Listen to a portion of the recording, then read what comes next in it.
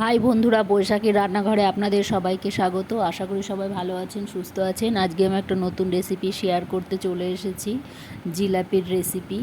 জিলাপি কিভাবে তৈরি করব সেটাই আপনাদের সঙ্গে শেয়ার করব। এখানে আমি 250 ময়দা নিয়েছি, চিনি নিয়েছি আর বেকিং সোডা নিয়ে নিই। আর এখানে থামস আপের বোতল নিয়েছি। এই যে মুখটা একটা পেরেক দিয়ে ছিদ্র করে নিয়েছি। এবার ময়দার ভিতরে লবণ দিয়ে দিলাম। এবার জল দিয়ে মেখে নেব। অল্প অল্প করে জল দিয়ে মেখে নিতে হবে। একবারে জল দিলে, বেশি জল দিলে হবে না। আর খুব ভালো করে ফেটিয়ে নিতে হবে হাত দিয়ে, অনেকক্ষণ ধরে ফেটিয়ে নিতে হবে।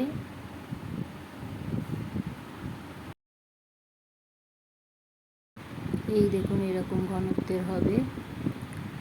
মাখা হয়ে গেছে। এবার আমি একটা গ্লাস দিয়ে বোতলের ভিতরে ঢেলে নেব আস্তে আস্তে।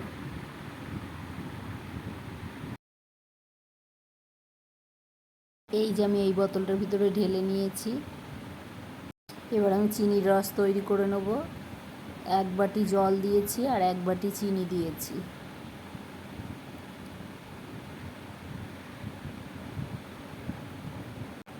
চিনিগুলো সব গুলে গেছে, এই যে ফুটে উঠেছে। এবার জাফরান কালার দিয়ে দিলাম কালারের জন্য। রসটা আমার রেডি হয়ে গেছে, হাতে নিয়ে দেখে নিতে হবে। এবার ননস্টিকের কড়া বসিয়ে দিয়েছি জিলাপি ভাজার জন্য। সাদা তেল দিয়ে দিয়েছি, তেলটা হয়েছে নাকি দেখে নিলাম, হয়ে গেছে। এবার আমি জিলাপি ভেজে নেব। এই যে এইরকমভাবে দিয়ে দিতে হবে। এই যে এবার উল্টিয়ে দেব। আর গ্যাসটা কিন্তু জোরেই দিয়ে রাখতে হবে, আস্তে দিলে হবে না। এই যে এই দেখুন, জিলাপি লাল হয়ে এসছে। এবার আমি তুলে নেব, ভাজা হয়ে গেছে জিলাপি। এবার রসের ভিতরে ভিজিয়ে দেব। এই যে রসের ভিতরে ভিজিয়ে রেখেছি, এবার তুলে নেব।